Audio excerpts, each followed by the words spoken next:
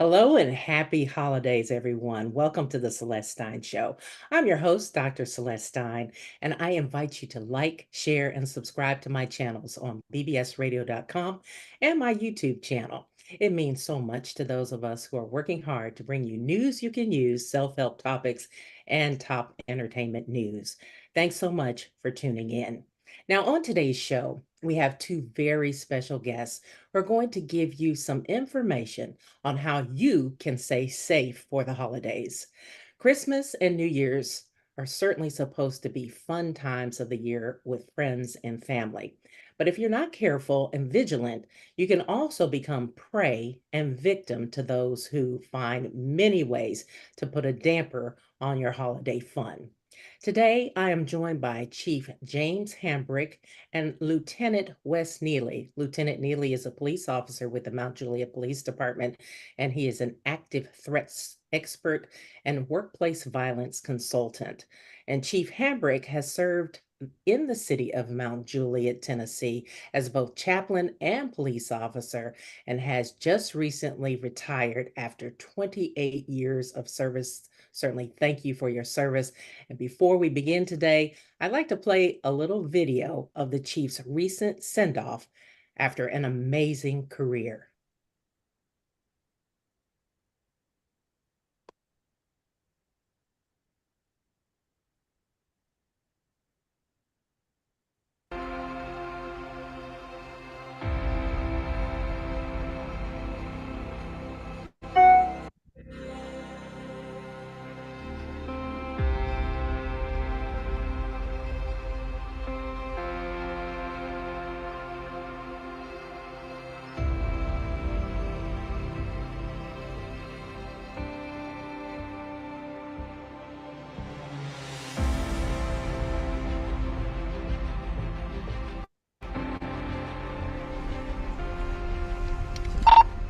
Car one, Mantle. Car one. I want to say thank you for over 28 years of being here, all the men and women that I've been able to serve, this great community that I've been able to serve. Hey, I love you all. There's nothing you can do about it. Car one is 10-7.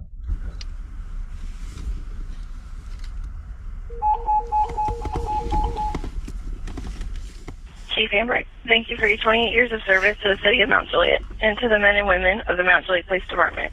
During that time, you have served us and led us with honor in many positions, from dispatch all the way to the last 11 years as your chief.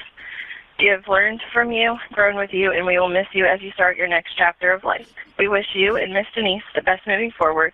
And remember, we love you, and there ain't nothing you can do about it. All units, resume normal air. Thank you. Thank y'all.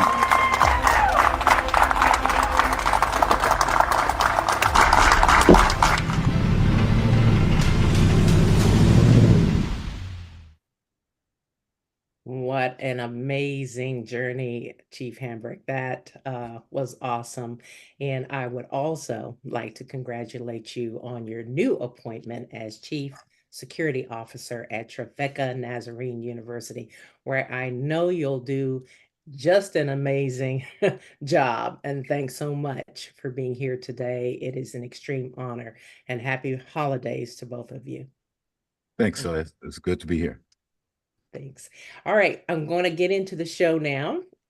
We are going to talk a little bit about the holidays and holiday safety as we approach the busiest holiday shopping period of the year. I'd like to start by asking you, Chief Hambrick, what sorts of things do people need to be thinking about as they're out shopping this holiday season? Well, first of all, just being vigilant and mindful of the time and the season and what normally occurs during that. We know that, during the year, throughout the year, that suspects, criminals prey upon people, but especially during this time because they know, the season. They know people will be shopping. They know that there'll be things readily, I'll just use that word, accessible for them. And so for individuals to be mindful, I would encourage, especially our female population, to shop together, never alone. That would be one thing. Always put things in the trunk out of sight of, of criminals where they can see, because people do target vehicles. They look in the vehicles. So that's one thing. One thing we've been seeing also is, as people are shopping, and again, this is especially for the female population, they'll have their purse in the cart and they'll turn around, and these people are quick, and they'll take the wallet out of the purse and be gone. And I mean, it seems like it's impossible to do as fast as they do it. And I mean, they're charging. You're right. You're I right. mean, in a little bit of time, it's thousands of dollars charged to a card, and Right. and the person is still inside the store shopping and has no Yeah. clue. I had that happen many, many years ago when I was in graduate school up in Chicago. I just getting out on my own there and was in the grocery store, had my pocketbook in the cart. I turned around to pick up like a head of lettuce, put it in the cart, and that fast my pocketbook was gone. I mean, I could see the person going out the door with my purse. That's how fast that happened. So very true that you'd be surprised. So, just even where you place your pocketbook, you need to be vigilant at all times, like even in the grocery store, unfortunately. In the Um, military, we have something called the buddy system that you can go in, and I would encourage individuals to use a buddy system when they're going shopping this year. Yeah, well, there are a lot of these street gangs now that are certainly going into stores and malls and raiding the places of tons of merchandise with trash bags and all that kind of thing. Would you guys like to talk a little bit about are you seeing more of this type of crime, especially there in your area, and just kind of what's going on there across the country? I'll let LT. It always increases during the holiday season because these people know that you're shopping, you're putting your packages in your car, because of the crowds, and like you and the chief just talked about, you're not paying attention. You're shopping, you're thinking about what you're going to buy for whomever you're going to buy it for, and they'll just they run in packs. Sometimes they will even come up and distract somebody. They'll come up and talk to you to ask some random question to distract your attention away from your buggy or wherever your purse might be, and then pick it up and walk out. They do that a lot. A lot of times I always encourage people to lock their front doors even when they're home. I lock all their doors when they're home, but if they're in the backyard working, make sure the front door's locked, because if these guys will drive down the road, they'll see somebody working in the backyard. So they'll send somebody around to, again, distract and ask some kind of odd question. And if the front door's unlocked, they'll come in and steal what they can and get out pretty quick. So it's in the holiday seasons is when this stuff happens a lot, because they know people are preoccupied and not paying attention. Yeah. What about packages? Would either of you like to talk about that? A lot of us order from, Amazon and other online stores during the holidays, and then we have those packages delivered maybe when we're working or out and about. What are some ways we can protect ourselves there when you're maybe not at home and having a package delivered? When you order the package, there's always a place at the bottom and it says special instructions. The porch pirates are hard to defend against. But if you put the instructions on there about certain places to put the package out of sight, don't leave it on the front porch, ask them to take it around to the back somewhere, put it under a carport, inside a car. I've never had anybody refuse to do that as far as the delivery folks go, but anything to get it off the front porch where they can't ride down the road and look and see it sitting there and pull up and try to grab it and run off. The special instructions and having them put stuff out of sight helps a lot. But the bad guys know this too, so they're not always deterred. Some want to hang around a little longer than others, so they may walk around and look. But that's the safest thing that you could probably do. Also, my main thing is, it's been about building relationships and about relationships in every aspect of life. And man, if we just get back to some neighborly things and watching out for neighbor, Yeah. that will go a long way Mhm. in deterring some of these crimes. Right. Going back to the street gangs, some people might not know what I'm talking about. Do you care to elaborate, maybe, Chief, a little bit on that? Like, what are they doing, and how can people kind of protect themselves? Because those things happen pretty quickly, and people come in. I don't know how violent some of these people are, but you may be just out innocently shopping, and that may occur. So you might happen to be in the way. So what are some things that you might advise people to do in being vigilant as they're out and about? Again, first being aware of their surroundings. We just had this happen recently in a neighboring uh, city that a new mall, brand new outlet mall, Mhm. and these people go in and just grab as much as they can and run out. If you want to be a help, uh, get as much information without trying to encounter. Let law enforcement handle that, but uh, get as much information, description, car information. If you can get a tag information, direction of travel, all of those things can assist law enforcement in the apprehension of the individuals. But it's taken place. We haven't had it in our area to that degree, but a lot of the stores, especially stores that have high-end Louis Vuitton, different type things like that, Coach purses and things like that. And I Right. know they're trying to make dollars, and they want these. I never understand why they want these things by the front, close to the front door, but that's where they place them, Right. unfortunately. And the individuals go in, grab, and go. But just assisting us in capturing as much information as they can be very helpful. Right. And I mean, would like to stress again, you just basically said don't try to be a vigilante. I have seen a Right. lot of store employees that may take the law into their own hands and try to handle these things. But what would you say to the employees that think, oh, I've seen people try to grab stuff back and that kind of thing. What would you, specifically say to them? Because that can be a very serious situation, quick and in a hurry, as they say, when those type of things come up. What should you be already thinking if you are working at an establishment that occurs in? Well, first to follow whatever that store outlet is, that retail outlet is, to follow their policy. And unfortunately, I wish we could get to a balance within within retail organizations within their policies, because it runs a spectrum.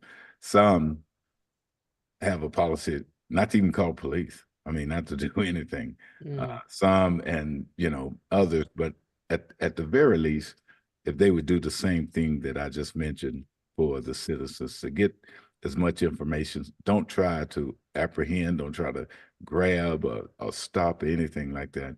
Get the information. They have to understand that loss and shrink is built into uh, the operation of the retail establishment. So that's not to say that it's a free fall giveaway, but just get the information, call law enforcement, and let them do their job. Let us do our jobs. And most outlets too have now loss prevention personnel. mhm. And I know here in Mount Juliet, we work well together with our loss prevention people. Yeah. Um, I also wanted to quickly go back to, the whole making sure you put things away out of sight in your car, because a lot of people end up with broken windows where people are trying to grab and go. Another thing I've heard is that you should, in terms of being aware of your surroundings, you should be looking uh, to make sure the area that you're parking in is not secluded, that it's well lit. I know at this time of year It's probably not going to be secluded. There's so many people out there. Is there anything else, even like the type of pocketbook a woman, might carry? And, as you're kind of scoping your surroundings, what should you be looking at before you even get out the car? Well, again, like the chief said, look at your surroundings. It's not unusual to see somebody sitting in their car if you drive through a parking lot and pull up. But if you pay attention to them, you can usually tell the person that's sitting in a car, reading emails, sending a text, talking on the phone, opposed to the people who are actively looking for a victim, somebody to. Oh, sorry about that. It's okay. Wasn't expecting that. But you can tell the folks that are looking for somebody to rob if they can, by where they're sitting, what they're looking at. It's kind of just reading their body language, and if most people can figure that out if they just pay attention instead of being in a hurry, those kind of things. You're right. The parking lots are so crowded, so there's not really a secluded place you can park for the most part during the holiday seasons. But again, like the chief said, pay attention to your surroundings. What makes most people a victim is their lack of interest. When I sit in the parking lot and I see people coming out of the grocery store doing this on their phones, they're the ones that will be victims because they're not paying any attention. They're not watching their surroundings. The ones that are vigilant, that pay attention when they're walking through the parking lot, are less likely to be victims because they're paying attention to what's going on. When it comes to women carrying purses, my recommendation is don't carry a purse. If you have some type of wallet that you can stick in your pocket or hold in your hand, always, if you've got people with you to help you navigate and pay attention to what's going on, helps. Sometimes women will put purses that have long straps around their shoulders so that way they can't just come off their arm. That's a little bit safer, but the less you have to worry about, the better off you are. That way it gives them less to try to grab. Right. Also, I guess you might want to mention the skimmers. You know how they, I know when I've traveled overseas, it was a big problem where they could actually lift your credit card information. Not even, they don't even have to have the information out of your pocketbook. They can actually kind of brush by you and kind of get it off of there. Can you talk a little bit about that and how that works, Lieutenant Neely, in terms of are there certain types of new wallets and things like that that are available to prevent that kind of thing from happening? Sure. All credit cards have a magnetic strip, and now they have the magnetic strip along with a chip. But the same thing in a credit card machine that reads the magnetic strip when you make a purchase. There is technology out there that criminals have learned to use that they can, if they can get close enough to you, and they can just, like you said, brush by your purse, your back pocket where your wallet might be, then that technology can pick up that magnetic strip on your credit card and store that information. So now they have your credit card number, your security code, everything, and they can actually take, they can go like get gift cards, and they can turn those with those machines into credit cards, and then they go, like I said, spend thousands before you even realize it. There are special wallets that are manufactured that prevent that device from getting the codes. There's different variations, different brands, depends on what you're comfortable with. But I always recommend that if you can get one, to get one, because that definitely helps with the people being able to use those skimmers to get your credit card information. Yeah. Oh, good advice.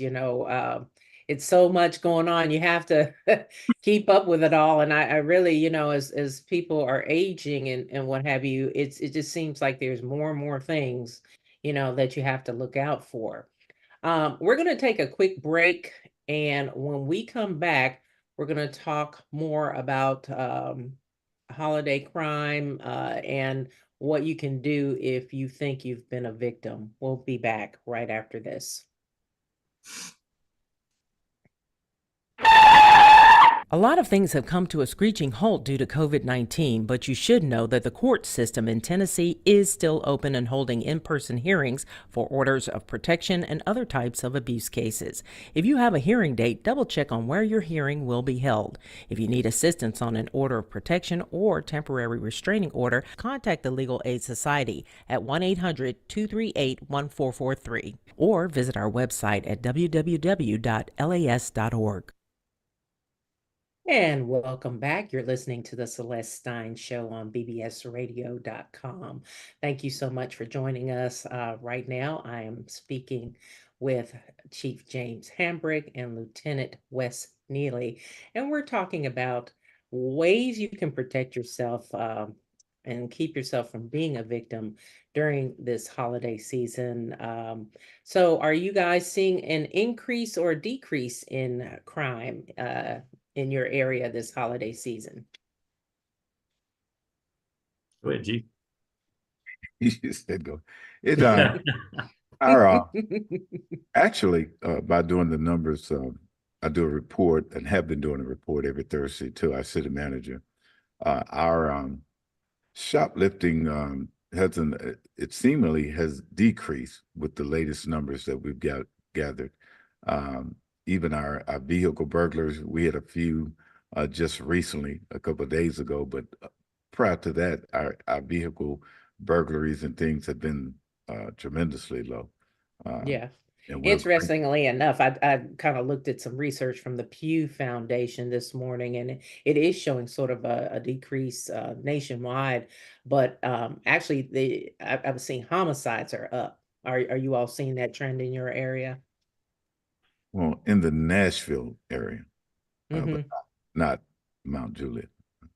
Yeah, thankfully, but not thankfully. But anyway, yeah, it's interesting how you wonder how COVID impacted things. You have more people at home, probably more domestic violence and altercations, but as far as other things, people weren't out and about as much. They weren't going to the stores or going to the malls. So it's probably been partly affected by some of that.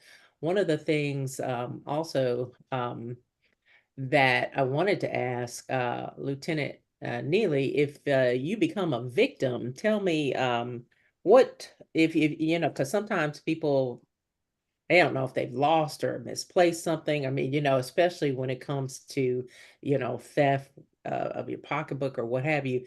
If you think you've been a victim, aren't there some things that people can do to proactively fight against this, even working with your bank and things like that? What advice do you give to people? If obviously if somebody steals your purse, call the police, get them around you to file a report, give them what information you can. But as quickly as possible, you need to make sure you contact your credit card company or your bank to make sure you make them aware that your card has been stolen, so that they can cut it off where it won't work. The sooner that's done, the better. Sometimes we don't catch it immediately, and some people put purchases on them before we have a chance to cut them off. But that's the first thing you should do. I always recommend that, there's always a number on the back of the card that you call to report stuff. But if you don't have your card, you don't have that number. So I always recommend you keep a notepad somewhere in your car, somewhere where you have quick access to it, that's got the phone numbers to the different institutions that you have credit cards through, so that you can immediately call them and let them know what's happened. If you misplace a card, again, immediately, even though somebody may not have stolen it, you still need to have it cut off. The institution will usually reissue you a new card with a new number. So if it does turn up somewhere, it won't be active where anybody can use it. But the main thing is timing. The quicker it's done, the safer you're going to be with it. Right. How true. Now, also, Lieutenant Neely, I know you have certainly spent a lot of time as an expert on workplace violence and active shooter threats. This time of year, we know that people do get a little more anxious and, really even higher cases or incidents of depression and that kind of thing. Wanted to ask how that stress can lead to people acting out in ways maybe they normally wouldn't, and what employers could and should be doing to prepare and even prevent a situation of violence in the workplace. It's what I always recommend when I do classes for different employers. You always, if you can, if it's feasible, they really need to have a place that if you can't get out, if an incident happens, that can be deemed a safe place. So the first rule of thumb is if you're anywhere, and this can be used anywhere, whether you're at work, at church, at home, shopping. If something like this happens, then you need to get away from it and get out the nearest exit. If you find yourself in a situation where the gunman's between you and your exit, then you need to still get away from him. Find a place to hide. Find a room that you can get in, a place that won't attract attention. Usually these things are over within 10 minutes. If it's somebody that's just looking to what we refer to as mass casualties, they're not normally going to chase anybody. They're not going to go hunt people down. They're just going to try to kill the people that are there that they have access to. So if you can find a place to hunker down until it's over, would be the next best step. If employers can locate areas like that within their businesses, that what we would in law enforcement we refer to as hardened rooms. I explained to them what things they can do to make a room hardened like that. Get in there, lock the door, turn the lights off, make sure your cell phones are silenced. That's a hard thing to remember because most of us can't remember to do that in a lot of places. And just try to stay out of sight until the threat leaves or it's neutralized, one of the two. The employers, a lot of folks in the corporate world don't think about that because in the corporate world, it doesn't happen that much. I really fear that it's going to become more prevalent, but it's better to be prepared. I have this saying, it's not mine, that chance favors the prepared mind, which means if you're prepared, then that's going to give you a little bit more advantage to be able to handle a situation if you find yourself in it than not thinking about it at all and then being surprised by it. So I encourage the folks that I do these classes for I give them information so they can be prepared to set those things up. The downside to it is you can't control any of it because don't think you control is what you do, not what the other people are doing. I preach, don't be a victim. And if you find yourself in a situation where you're faced with somebody, and it doesn't have to be a gun, it can be a knife, a car, a baseball bat, a 2x4, anything that somebody can get their hands on that they want to inflict injury on somebody, then that's the weapon. And if you find yourself in that situation and you can't get away from it, then really you only have one other option: fight back. And that's why I say don't be a victim. If you find yourself there, then fight for everything you got. Yeah. And there's nothing wrong with that. You have every right to defend yourself against somebody that's attacking you.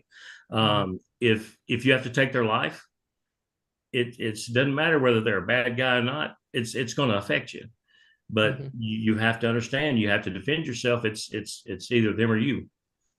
And in a nutshell, that's what it's about. Right. Yeah, that preparation, definitely goes a long way. And, it's nothing anybody ever certainly wants to think about, but it's something that you have to, like you said earlier, just being vigilant and, thinking about, what you do and ways to remove yourself or avoid particular situation altogether. Now, you mentioned classes. A lot of employers, especially small businesses, I don't feel like are really as prepared as they need to be, and certainly churches, because this is not something we've seen over the years in our places of worship. But uh, is this something that you would recommend that every employer, whether small or large, needs to start thinking about? Definitely, definitely. Workplace violence, it happens every day, a lot of places across the country. And it's not just an active shooter type thing. Um, in the workplace and in churches, um, you can have disgruntled employees. You can have domestic situations between uh, folks, and a spouse may come to somebody's workplace looking for them for whatever reason, whatever's happened, and they're angry and they want to get their vengeance, and they're going to come in looking for that person. If their intent is to cause them bodily injury, then they're not normally going to come in just randomly hurting people. However, if they're trying to get from point A to point B and you are unlucky enough to be in that path, then you may get injured because of that, because you are standing between this person and wherever they're going. Um, Domestic violence is probably the number one in the workplace. I always recommend to employers or that they talk to their employees about domestic violence and things like that. And the employees need to make sure that the management knows that there's a situation. So if a spouse shows up and the employer doesn't know that there's an issue, they may very well let that person walk right through the door and go wherever they want to go. Mm-hmm. So you got to share the information. You've got to the employees got to let the employer know there's an issue, and the whatever person should not be there to see them. If they show up, don't let them in, kind of thing. Right. What about tailgating? Can you explain what that is to people who might not know, and how all employees should be really vigilant, because you just don't know? Yes. A lot of businesses have locked doors that you have to have a key card access to get in. And you have to be, again, this is one of those vigilance things. You need to be aware of your surroundings, because if you swipe your card and open the door, they don't shut immediately. They usually close slowly. And it would be very easy for somebody to sneak right in behind you without a key card or anything. So if you do that, you go in the door, stop at the door, pull it closed, or stand there and make sure it closes before you walk away, to make sure nobody comes in behind you. Right. People don't realize how dangerous that is. I've seen it at different places where, because obviously in my life of work, in my former life, just going so many different places, how there may be unlocked doors, and that's that pound of prevention. Just lock the door. Mm-hmm. Make sure when you come in that the door is actually closed and locked behind you. Exactly. Simple, but people don't do it. Or I've seen employees prop a door open trying to be helpful. And it's like, why do you think we have this security in place here? It's, really to protect people. So you see that so often. Anyway, we're going to take a quick break. And after this break, when we come back, we're going to talk a little bit about cybercrime, which is something totally on the rise. Obviously something that years ago no one even thought about, but now it's a big deal. So we're going to talk about that when we come back right after this. When it comes to relationships, there are some obvious signs you can use to spot someone who might be abusive. First, they have a tendency to want to rush into a relationship. They may also show signs of jealousy and mistrust, and you could find they expect you to be perfect and will try to cut you off from other important relationships. They could also be abusive towards animals and children. To learn more about the signs of dangerous individuals and how you can identify and avoid unhealthy relationships, contact the Legal Aid Society at 1-800-238-1443. And thanks so much for tuning in to the Celeste Stein Show. I am here talking to two of Mount Juliet's finest who have served their communities for many years as police officers and chiefs and lieutenants and everything else. So I'm so glad to have you here today. And the next thing we want to get into is cybercrime. But I want to, before we do that, I'm going to offer our 800 number. If people would like to call in with any questions for either of you, they can call in to the show at 888-627-6008. That number again, 888-627-6008. And it may take just a minute, so we won't forget about you. But if you want to call in and stay on the line with your question, we'll be happy to take a few questions towards the end of the show. Now, we're going to talk a little bit about cybercrime. Explain, Chief Hambrick, if you will, what we're talking about these days when we talk about cybercrime to start with. Let's have a little education on that. That's a broad brush, but in the what we're dealing with now and seeing now, one, we have to understand that cybercrime is globally. It's not unique to a certain space. It's global now.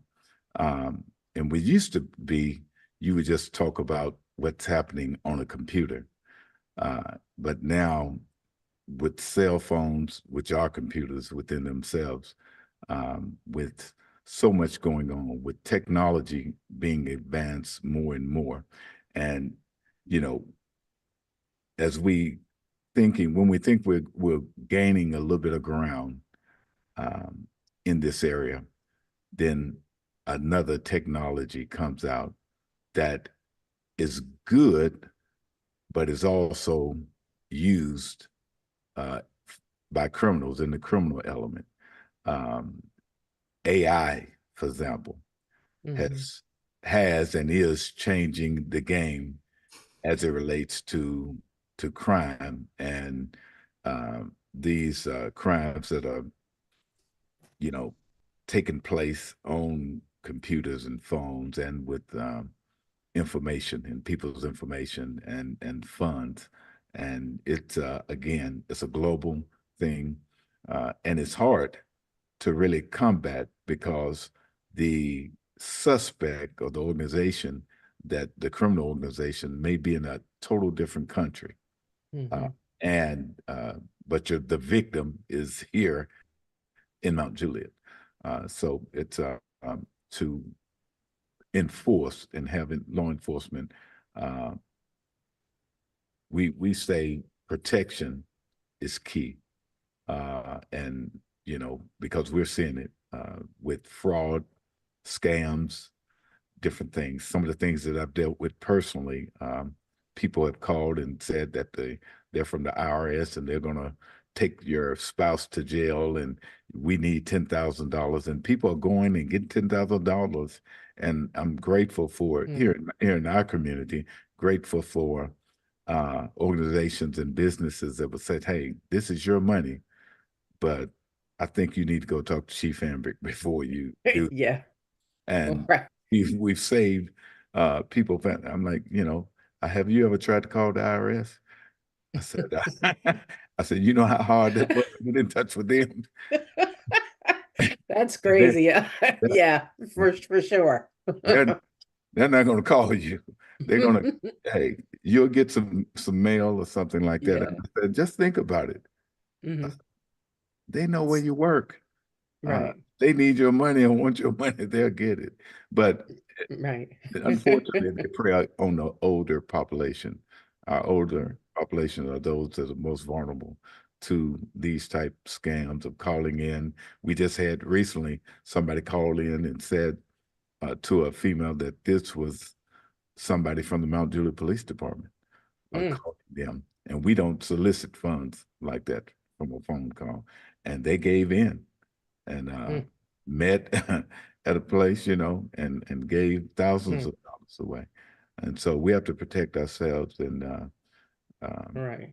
protect. Yeah, I mean, Can you talk a little bit about the penalties for people who do things like that, in terms of, you know, impersonating? I mean, really, what you're talking about is impersonating a police force, impersonating, sometimes, I mean, reputable entities and agencies like the IRS. I mean, if they get caught, I mean, what, what type of crime is that? And what are the penalties for something like that? Well, it varies, and LT, you can speak on that a little more than I can, Mhm. as far as the penalty and what would happen through the court process if they are caught again.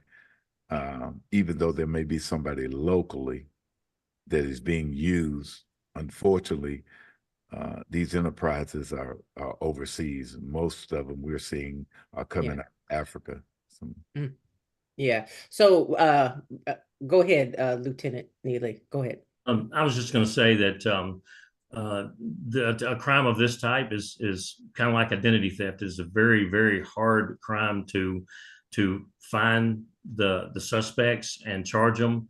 The penalty can vary from jurisdiction to jurisdiction, but it being a felony, they will get some pretty good time out of it if you can catch them.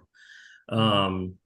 The especially with the cyber side of it, it is so they're so good at getting in and they're so good at hiding their tracks. It is just virtually impossible. And if it's somebody that's doing it from another country, um, it's it's nothing anybody can really do. Yeah. Uh, Are we've people had no. not extradited? I've heard of, I know a couple of years ago, big ring was broken up in India. I remember that, I think, you're really seeing a lot of cyber crime on the rise there. But, you know, so when that happens, I know you're talking about an extradition process and that type of thing. Would that, or I'm not even aware if that has ever occurred, if anybody's ever been extradited to face charges, or would they face charges in their own country? but we have Um, I um, will say this, we would have to have cooperation and work with our federal partners, law enforcement partners to bring that about. And just last week at our Chiefs Association, we had members from the FBI, the Nashville branch of Memphis branch as well, uh, give us some assurance that they're available for these type of things to help and assist. But as they said, it's um, it's not easy, but that doesn't mean that they won't join in and assist in those trying to apprehend and prosecute, bring those individuals to justice. Right. I think that's really important because sometimes I think the consumer can feel defeated when it comes to dealing with a situation like this, because it seems like nothing is really being done on a global level to address such an issue. But I think it is going to end up being one of the bigger things that we are going to definitely have to deal with and address. As Neil Friedman wrote in his book, The World is Flat, it's like we're not just dealing with things occurring in our own backyard. There are people touching us and reaching us that never have been able to before because they're, able to get in through the technology. Um, and so if you have people that you're working with, especially elderly population, that those and children that are more vulnerable, um, what types of things can they do, or their parents, especially with children? You have trafficking, you have all kinds of other issues associated with this. What should families be doing to stay vigilant, or protect themselves? Are there things that you guys can offer there? Because I think, especially, we're going to talk about this too as it relates to shopping online.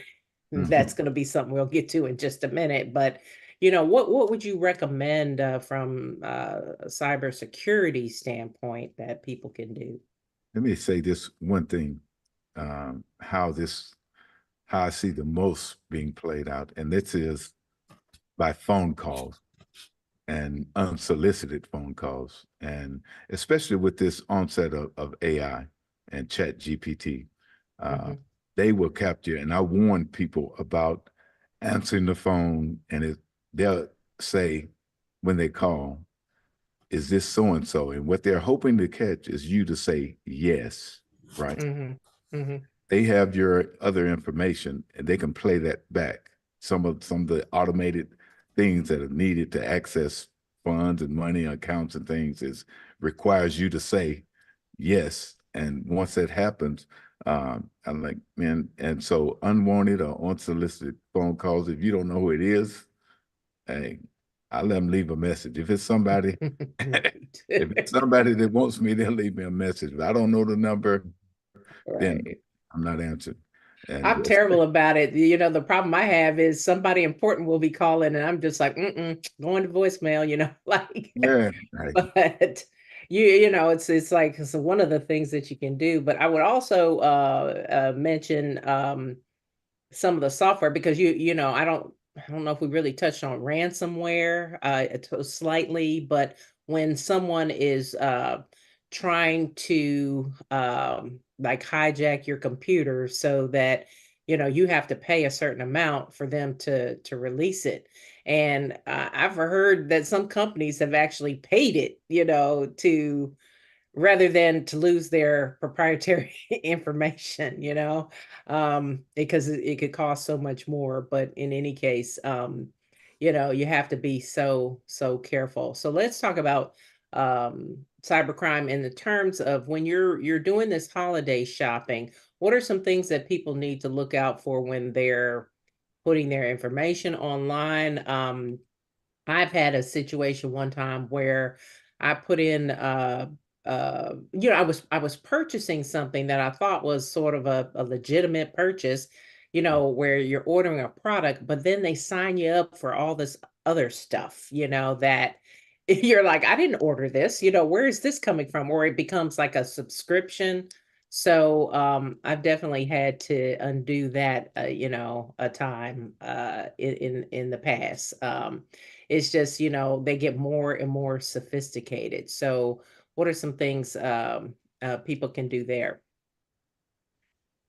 What I would recommend is, especially as far as email goes, I think I got a pretty good record at work in regard to not opening emails that I'm not sure about.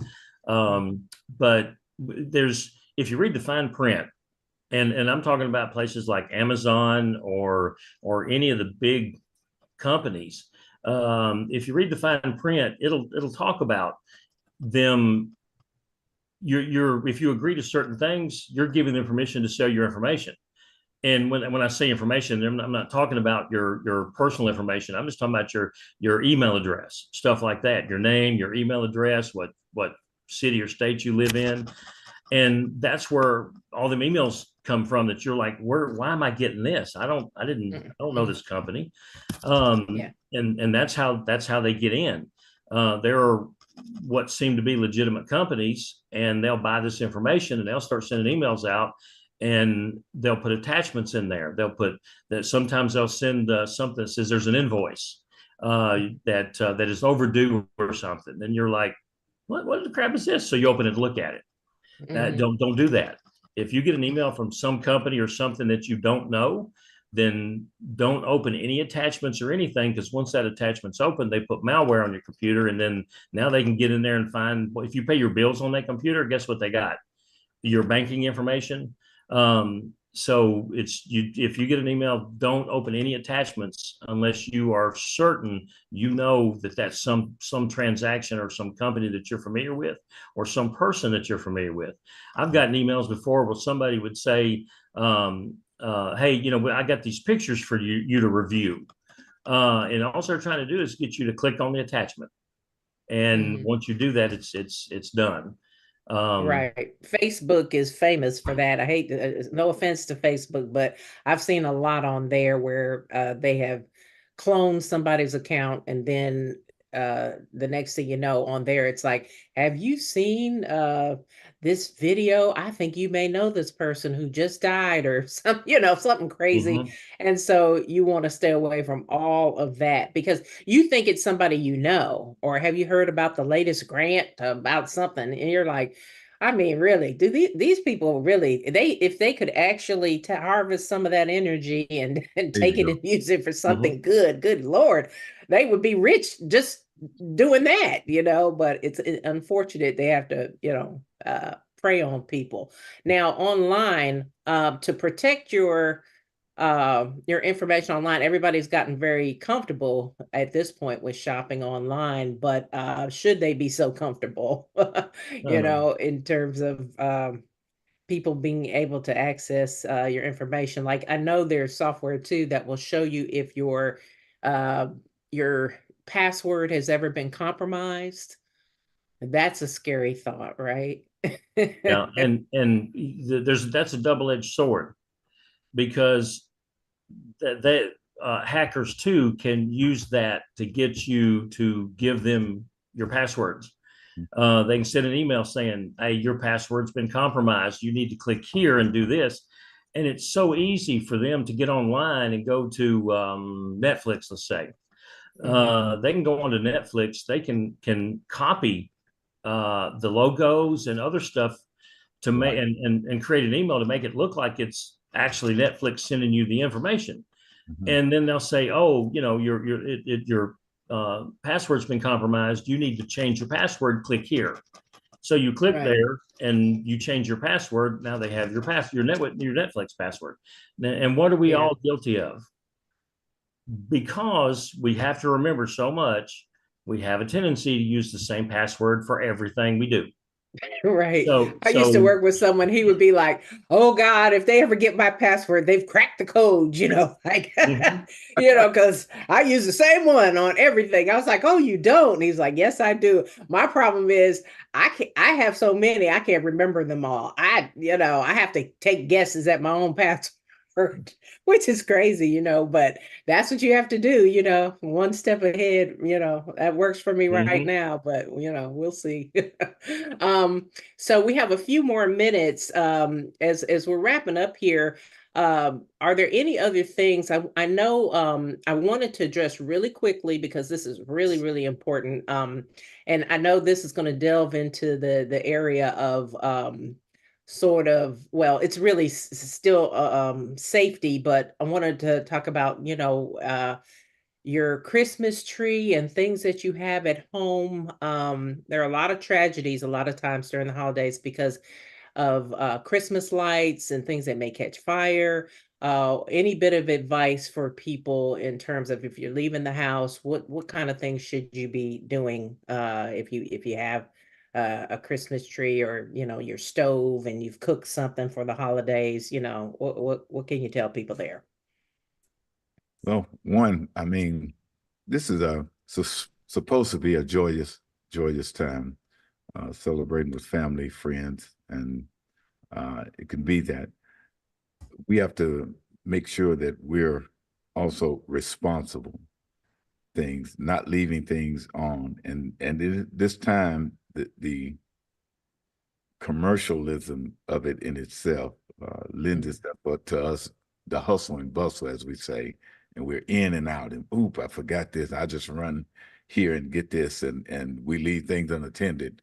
Um, so just being more mindful of what we're doing, and do it safely.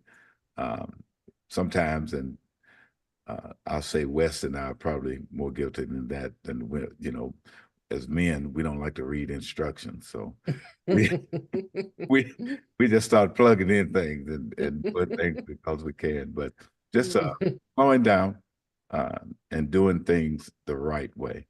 Instructions come with some for a reason, and so just being mindful of not, if you're using fire real logs and you're burning real wood, you can't just leave that unattended. And so Yeah. being mindful of things like if you have a live tree, there are just certain things that you have to do.